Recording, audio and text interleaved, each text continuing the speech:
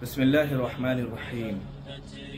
आजकल मसाजिद के अंदर ये रिवाज चल पड़ा है और बेचारे जो कमेटी वाले हैं, अहले कमेटी मस्जिद के, वो भी कम इल्म होने की बुनियाद पर इस मसले को नहीं समझ रहे हैं कि कुर्सियों का एक माहौल चल पड़ा है। आप देखेंगे कि मसाजिद के अंदर दोनों साइड, दोनों जानिब में कुर्सियाँ रखी रहती हैं।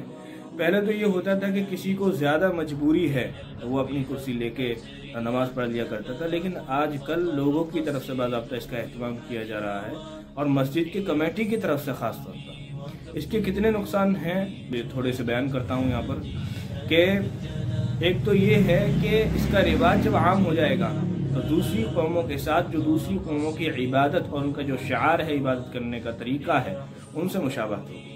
और अल्लाह के रसूल सल्लल्लाहु अलैहि वसल्लम ने इससे मना फरमाया है, मन तशब्बह बिक़ौमिन फहुव मिनहुम, कि जो किसी कौम की मुशाबहत इख्तियार करेगा क़यामत के दिन वो उन्हीं में से उठाया जाएगा। तो ये याद रखने की चीज़ है। और दूसरी चीज़ ये है कि जब हम एक कुर्सी पर बैठकर नमाज पढ़ते हैं तो वहाँ पर सजदे से दूरी होती है, और सजदा इंतहाई अहम है नमाज के अंदर, इबादत के अंदर, क्योंकि अल्लाह का जो सबसे ज़्यादा कुर्ब का ज़रिया है वो सजदा है। इसमें तज़ल्लुल और अब्दियत ज़्यादा पाई जाती है। और तीसरी चीज़ ये है कि जब इसका आम रिवाज हो जाएगा तो थोड़ी थोड़ी सी मजबूरी और थोड़े थोड़े से उज़्र पर लोग कुर्सियों पर नमाज पढ़ेंगे, जैसा कि आजकल पढ़ रहे हैं। आपने देखा होगा कि थोड़ा सा कमर में दर्द हुआ या टांगों में दर्द हुआ या हाथों में दर्द हुआ वगैरह ज़ालिक, वो नमाज कुर्सियों पर पढ़ने की आदत बना लेते हैं। अब अगर कोई शख्स, इसका मसला समझ लें, अगर कोई शख्स सजदा और सजदे पर कादिर है, वो बैठ करके सजदा करने पर कादिर है, सजदा कर सकता है, और ऐसी सूरत में अगर वो कुर्सी पर बैठ करके नमाज पढ़ता है तो जाहिर सी बात है कि कुर्सी पर बैठ करके पूरी तरीके से सजदा अदा नहीं होगा।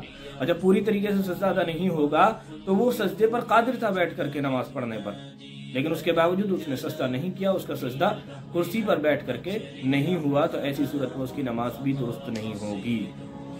तो लिहाजा वो शख्स जो बैठ करके सजदे पर भी कादिर ना हो तो उसके लिए गुंजाइश है कि वो कुर्सी पर बैठ करके नमाज पढ़ ले, लेकिन बेहतर और औला यही है कि वो बैठ करके ही नमाज पढ़े, क्योंकि ये तरीका आमतौर पर सल्फ से चला आ रहा है। और अब तक कि कुर्सियों पर बैठ करके नमाज नहीं पढ़ा करते थे। पहले भी अगर उज़्र हुआ करता था तो वो लोग बैठ करके नमाज पढ़ते थे, और बैठ करके भी नमाज नहीं पढ़ सकते तो वो लेट करके नमाज पढ़ना भी शरीयत में इसकी गुंजाइश दी गई है कि इशारों से आप नमाज पढ़ें। लेकिन कुर्सियों का जो रिवाज आजकल चल पड़ा है, अमूमन ये आज के दौर में ही देखा जा रहा है, और बाज़ाब्ता अहले कमेटी और मस्जिद वाले या फिर अहले सरवत लोग अपने लिए कुर्सियों का एहतमाम करने लगे हैं। अल्लाह ताला हम तमाम की इस रस्म से हिफाजत फरमाए। हाँ, अलबत्ता इतना है कि अगर किसी की रीढ़ की हड्डी में बाल है या कुछ फ्रैक्चर है और वो बैठ कर के भी नमाज नहीं पढ़ सकता, तो ऐसी सूरत में उसके लिए गुंजाइश है कि वो कुर्सी पर बैठकर नमाज पढ़े। और ये जो है परसेंट सिर्फ 100 में से मुश्किल से 1% भी बहुत कमी से पाया जाएगा। लेकिन आजकल थोड़ा सा कमर में दर्द हुआ, थोड़ा सा पेट में दर्द हुआ, थोड़ा सा पैरों में दर्द हुआ तो कुर्सियों का एहतमाम करने लगे लोग, अपने साथ कुर्सियां लेके आने लगे। और हद तो ये हो गई कि मसाजिद के लोग और मसाजिद के जो कमेटी के लोग हैं वो भी खास एहतमाम के साथ कुर्सियों को ला करके मस्जिदों में सजाने लगे।